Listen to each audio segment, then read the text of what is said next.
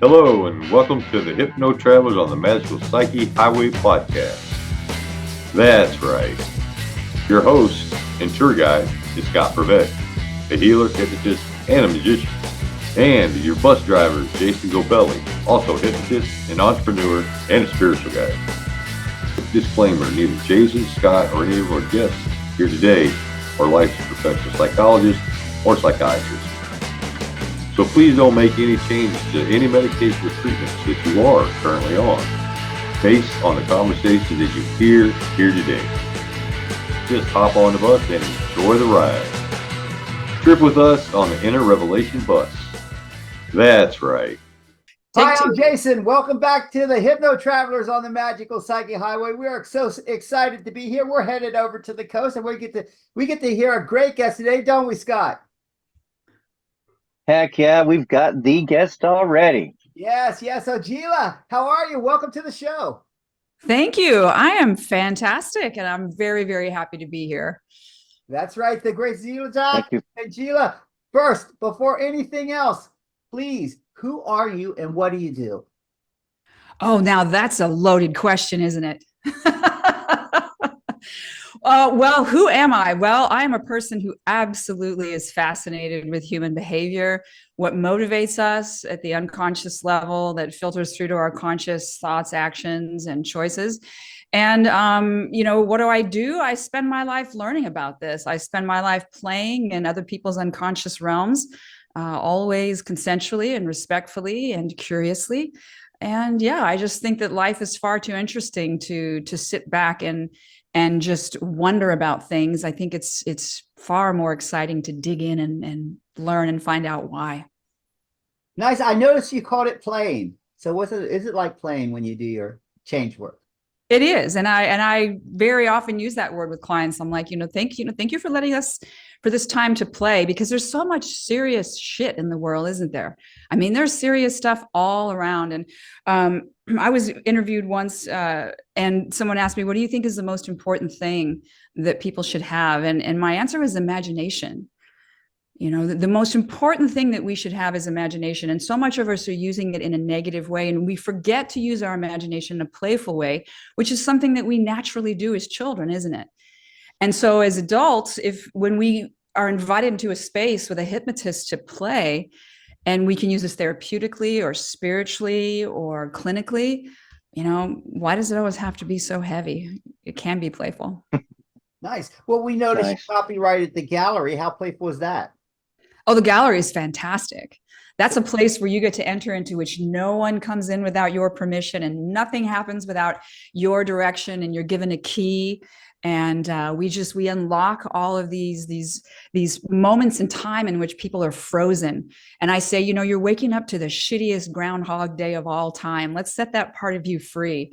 And that's what the gallery is about. It's going in and taking these parts of us that are trapped in time and using different submodalities and different things that would be familiar to anyone who's a hypnotist, but they're kind of put together in a fun way. And I just call it the gallery because that's how my imagination decided to play with it. So it's kind of like a timeline therapy then.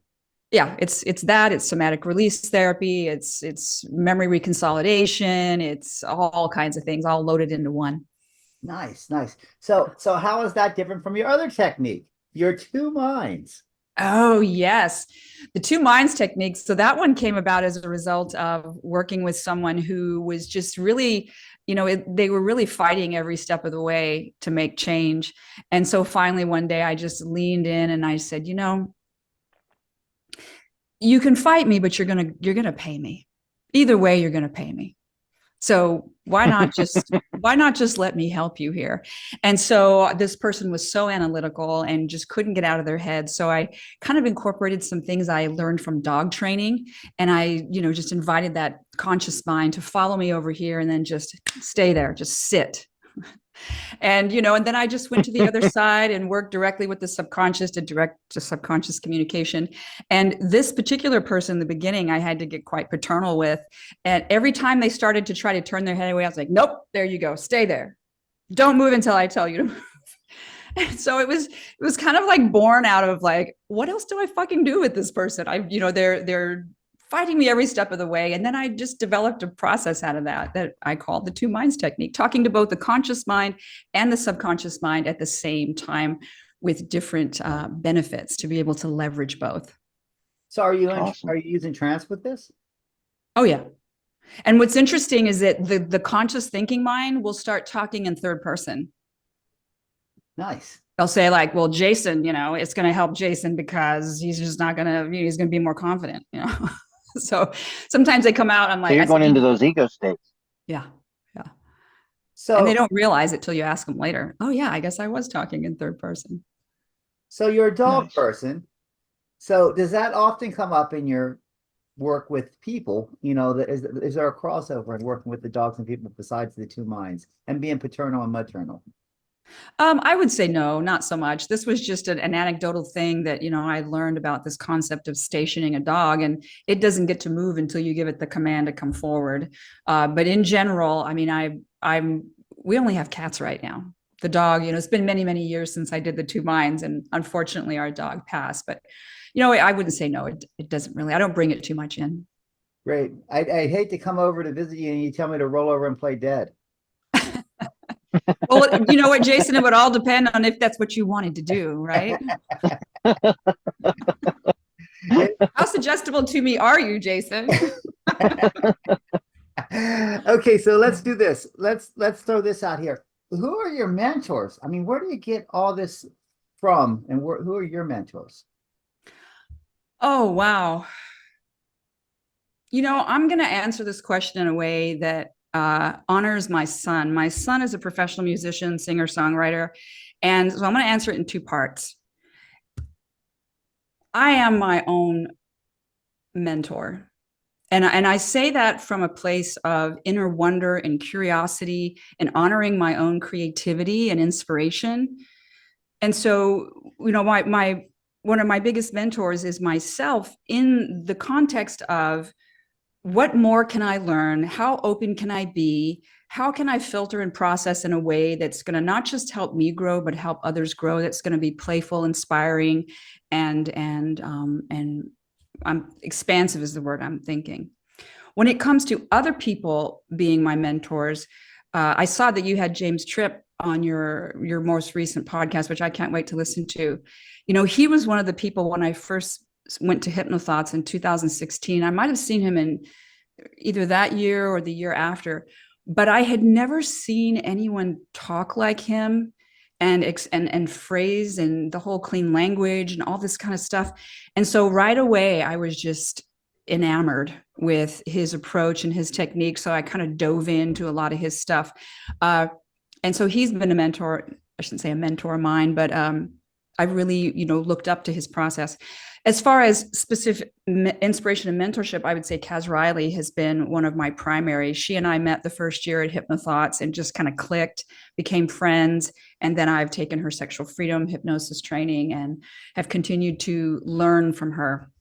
So, I don't know if that's a weird answer or not, but I remember when my son was being interviewed once and they said, who's your inspiration? Who do you look up to? And he's like, you know what? It's going to sound weird, but I kind of inspire myself. And I thought, what an honest and beautiful answer that someone would say that. And I thought, would I say that about myself? Yeah. Sheila, that's wonderful. Not only was the answer great, but it sounded like an ad for our show. Dual purpose. All of our guests, thank you. Anyway, so in your life, as you're going through things, when did you have that aha moment? Like, I'm really going to be able to help change people's lives. When did that come? It probably came long before I was ever a hypnotist. And, when I was in high school, my husband and I met in high school. We've been together a long time. And he used to joke, he's like, you're the free clinic. Everybody comes to you and asks you for advice. And it didn't dawn on me until he said that it's like, you know what, a word, a phrase, just being there for somebody, being present for someone can change their experience in a way that's beneficial. And I kind of put it in my back pocket for a long time because I just had a bunch of other shit going on in my youth. But then when I got older and I had children, I realized that I can change the way that they are perceiving the experience if I'm very careful with my words. And if I choose them wisely, then I can help them. Instead of saying, stop doing that, that's bothering me. Or, or that you phrase it like, hey, that's really interesting what you're doing. What might be another way to do that where you could pretend that there's no sound coming out? It's just, or, just trying to get creative with it. Or they would, they'd come and want me to do something right away. And I would say, hey, mama's hands are busy, but I can be with you in a moment. And I think it was either a subconscious awareness that I could change someone and help them in that moment just by being kind, compassionate, and mindful about my words. And then going forward, becoming a hypnotist, that was a really big moment where we have to be careful to realize that we're not fixing and changing and helping anyone. We're creating a space for them to do that for themselves. At least that's my perspective. Wonderful. Wonderful. So we've made this transition. So how was this transition? What led you, was inspired you to say, maybe I'll try hypnotism? Well, I took my daughter to a hypnotist when she was about 10 years old. She had developed emetophobia, which is the fear of vomiting, regurgitation. And we lived with it for about a year and a half until finally someone said, have you thought about hypnosis for that? And I honestly hadn't. I'd known about hypnosis, but I thought it was more for like past life regression and smoking cessation and, that kind of thing. But it didn't, for whatever reason, didn't click for me for phobias. And so when I took her, it was just, holy shit, that looks way more fun than being a high-level contract bookkeeper. That looks way more exciting. That's way more playful, right? And that was the moment when I said, you know what, I'm going to learn to do that. Nice. And then you learned and you became very good at it. You use it at home with your wife with your husband and your kids? Not so much. I mean, I might use covert language patterns and covert embedded suggestions from time to time. But, I don't use it directly with them. No, my daughter has a therapist that she's seen, a couple therapists over the years. And then same with my son. My son is a little bit more open to playing hypnotically because usually it's more just peak performance, creative kind of stuff. But when it comes to the therapy part, I leave that to work, separate from my kids. Well, now another thing. So how about your practice and with all your new techniques and everything like this and everything that you got going on? Does it make it real busy for your hectic life? It does make it busy. For a few years now, I've been booked out about 2-3 months, which is, it's cool, but at the same time, it's kind of a challenge because I get a ton of referrals from the local medical, psychological, just mental health, all sorts of professionals in different areas. And so somebody can have a really acute case and it's like, well, I don't have any openings for a long time. And so I learned to kind of keep one day a week, which is why I can talk to you today. Keep one day a week where it's my flex day. I can either plug somebody in or get a client in for an extra session or spend time with you two. So that's what I've learned. It's like, okay, I don't have to do this 5 days a week. I can structure it differently to kind of create more breathing room. Nice. Gila, we're honored that you fit us in your busy schedule. Yeah, well, I'm honored to be here. I saw the list of people you've interviewed. I was like, holy cow, I feel incredibly honored to be included in such company. Oh, yeah, we definitely want you here. Scott, do you have any questions you want to throw here? You've got so many things going on and you've come up with such great ideas. What do you got coming up next? Oh, that's interesting that you asked that question because I have this thing on the back burner that I've been working on for a long time. And if I say it here, then I'm going to have to actually get off my ass and finish it. Oh, then bring it. Pardon? Yes, we'll hold you to it. Now you have to say it. So a few years ago, I had someone ask me if I could help them with breast augmentation. And I said, yeah, we can use hypnosis for this. It's well documented. It's nothing new. There's people out there doing it. And but I said, you know what I'm really curious about, because I consider myself a behaviorist first and a hypnotist second, is, what's the motivation behind that? And when we looked at why this person wanted to do it, it was really about just feeling inadequate and insecure in their body and in the way they presented in the world and the way they were expected to be, their idea of femininity and sexuality. And for them, it was inhibiting their ability to become erotic and sensual in their own experience. And so I said, well, why don't we deal with that first? And then we'll see if you still want to do breast augmentation. And if you do, then let's do it. So then, as the universe does, a few months later, I get another person asking me for the same thing, and then a third person. And then I said, you know what, if I'm going to do this, I want to do it a little bit differently. So the program that I'm looking to put out is going to be called Bellissima, and it is breast and body sculpting with hypnosis. And it is a program, it's a series. It's not just, here we're going to give you these audios and you're going to listen to them and you're going to build breast size and fullness. It's all about learning to love yourself first. And then you just create more of what you love. So that is my lens through which I want to do this. I want to do it more from a loving perspective. Anyone can listen to these audios or go to a hypnotist and induce and invite the body to do what it's naturally designed to do, which is create fullness in the breasts. But I wanted to do it with a different angle. I want you to love yourself first. Just create that juicy sense of self and self-love and self-acceptance, and then let's let that grow. You've even got a new name for it. Isn't that beauty in Italian? I believe so. I even have a logo.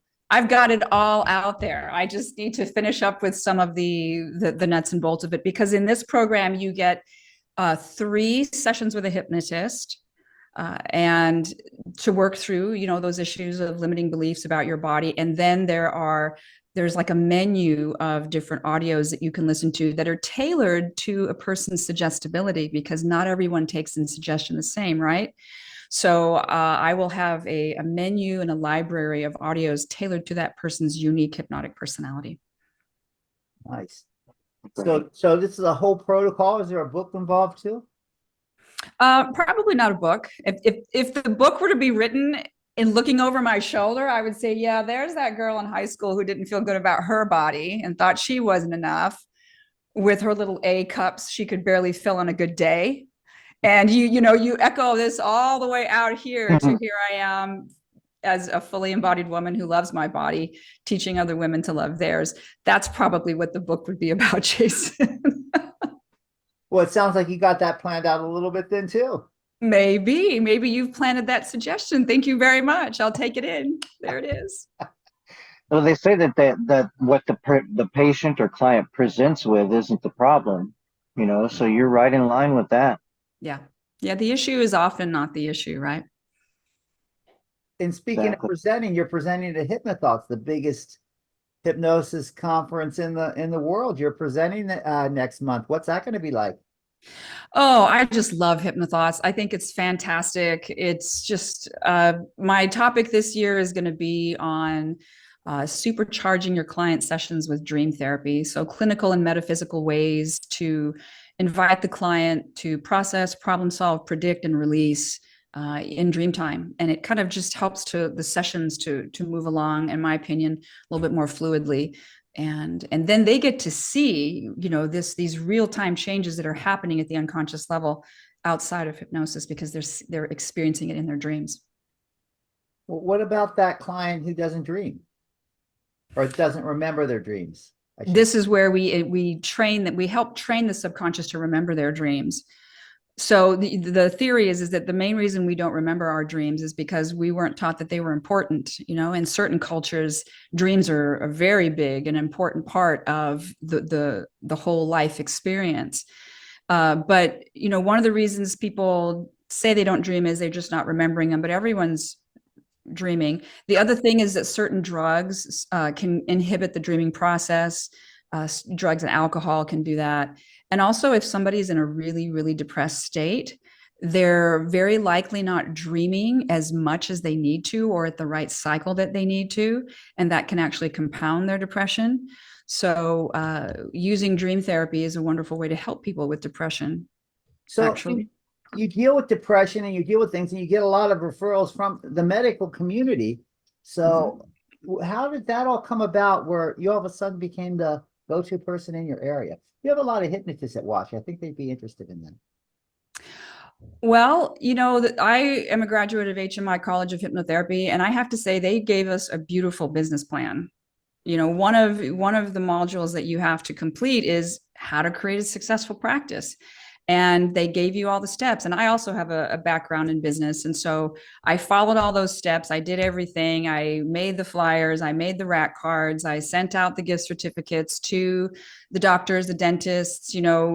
If you want to get a lot of referrals right away, start marketing to pelvic floor therapists and urologists, because you're going to get all of the people with sexual dysfunction, and you're going to get all the people with, if they've had babies and maybe they've had birth trauma, and those mamas who get help are going to go tell all those other mamas who get help. And those urologists who are helping people with, erectile dysfunction, they're going to be telling all their friends on the golf course, right? So it was really just about marketing specifically to areas where I knew that the problems were really personal. And then quite honestly, it was just word of mouth. People just kept talking. And I said, well, I must be doing something right if they're telling people. And that just built momentum. So how have you evolved as a change worker in your life? Oh, that's a great question. Thankfully, I've come really far from where I began, right? I think we all should say that, because in the beginning, we're all just new and a little green. And I think in the very beginning, I fell into the trap of, oh, I can really fix this person. I can fix broken people. And it's really because, well, there's lots of unconscious reasons and motivations for that. But I realized really quickly, it's not up to me. You can lead that horse to water, but you cannot make them drink. You can give them everything they need at the buffet, but they have to eat it. You can even try to shove it in their mouth, right? But they got to swallow it. So the idea being that, I learned really quickly. I was a biofeedback specialist before I became a hypnotist. So I did that for about 5 years. And that's when I really learned, what? All we can do is create a space to hold space. And so evolving over the years, and then also I think evolving in my own self, doing my own therapy. I tell people, I would not expect you to sit in this chair here with me if I haven't done my own work too. So I think as I've evolved as a hypnotist is because I have overcome my unconscious and conscious limitations, worries and fears, insecurities. And I think it's made me a better hypnotist as a result. Nice. So you got the bookkeeper to biofeedback to hypnotist. So we got this growth here. Do they all kind of blend together? Yeah, I mean, we could use the metaphor that we're just going to move things from these different columns, right? Take these spreadsheets. Wait, we can edit and delete that out. We can write that off. And if I do work with people who are CPAs or they're in the field, then I've got the language in my back pocket. They find it funny. It's interesting as a bookkeeper, you put it right into metaphor with a spreadsheet. Yeah. Turn the whole thing into a spreadsheet. So I find that pretty interesting. Yeah. And I want to back up here and say it's not I'm not this work of perfection by any stretch of the imagination. I'm always a work in process. And I'm currently working with a therapist right now to work on something that I really want to finally put behind me. So I just want to say that I think we continue to evolve as practitioners and people if we recognize where we need to do the work and we actually take the steps to do the work. And I think this is a lifelong process. Nice. So it sounds like you've had some great clients that were easy, and you've had some difficult clients that you've worked with too. So what do you enjoy more? I like them both. I like the easy ones because you're like, whew, that somnambulist just dropped in, and that was, for lack of a better word, super easy, right? They took the direct suggestion, and then 1, 2, 3 sessions later, they're just like done. And maybe the issue wasn't a very deep-seated issue. But I will say that when I get a challenging client, I like meeting that challenge. I'm like, all right, if I need to do hypnoacrobatics, that's what we're going to do. And we're going to see how we can help you. And in the end, very often they're like, whoa, you went like 10 places. I'm like, well, that's where you guided me. What's the most surprising thing that you found with hypnosis? The most surprising thing. God, that's a good one. I guess the most surprising thing would be how simple and nuanced a single word or even, if I'm working in close proximity with a client, sometimes I'll put my hand on their shoulder or I'll touch their hand or I guess the most surprising thing to me with hypnosis is how those things you don't expect sometimes to be the thing that just makes it click. You can know all these techniques, you can know all these approaches, you can have all these, certificates on the wall. But it's that one little nuanced thing that the client comes out and says, it's when you did that or when you said that, that's when it all just.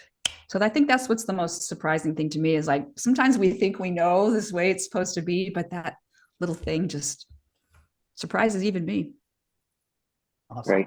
So here we go. So how do our viewers get a hold of you? I mean, what do they do? How do they reach you? You can find me on the internet, my website at quantumwaveshypnotherapy.com.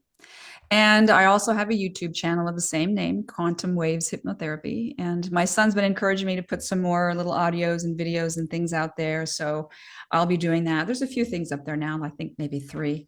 But yeah, you can reach out to me and I'm always happy to talk about cool shit.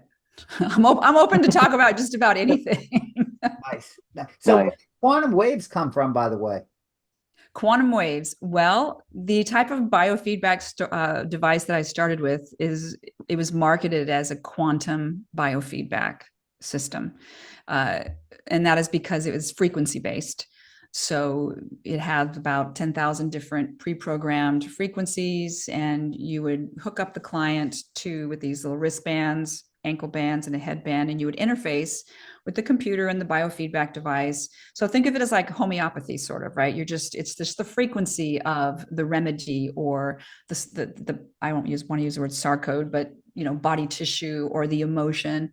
So then, when it came time to make a business, my husband's a surfer. He's like, why do you call it quantum waves? Because they're frequency waves and, and we live here on the coast. And I'm like, you know what? That actually makes a lot of sense. And then when I became a hypnotist, I just decided to keep it because everything that I learned in the quantum physics world just really overlays with what we do at the unconscious level. I'm a very clinical practitioner and also a very metaphysical practitioner. So it just fit. So I kept it. Nice.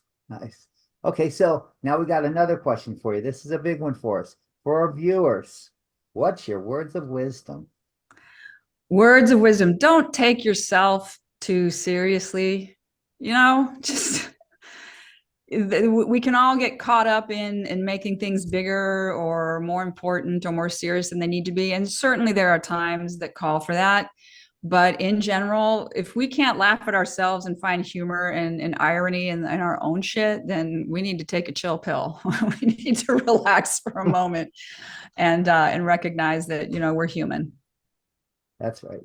Scott, do you have anything you want to add? I'd just like to say thank you so much for coming and taking out of your busy schedule and your busy day to come here and spend it with us. We really appreciate it. Well, I appreciate you. Anytime anyone's interested in anything I have to say, it's like, really? Oh, okay, cool. Right on. And because I think I have cool things to say, but it's not going to appeal to everybody. Right. And that's okay. But I really am honored that you invited me to play in your space. Today we're on your space, and we certainly thank you for allowing us to travel down your magical psyche highway. Is there anything else that you want to add, Gila? I don't know. Not right now. I've just had so much fun. I'm just excited. I'm like, woo, I'm going to go bouncing out of here. Just like, I had a great time with these 2 dudes, man. Nice. I'm going to go have a great day. Well, it's awesome. It's been great heading over to the beach and hanging out with you and going down your magical psyche highway today. And for our viewers, hey, we're glad that you're here. If you like us, give us the thumbs up. If you think we're assholes, give us the thumbs down. We don't care. Just watch us. Come share it with your friends, and we hope to see you next week. And thanks again for going down your magical psyche highway, Gila. It's been a lot of fun. We'll see y'all next week. Wow, what a trip. Thanks for taking that journey with us today. Please like us, share us, and enlighten us with your views of the topics we drove into today. We appreciate you and love reading your comments. Thanks again, and we hope to see you back on the bus next week. That's right.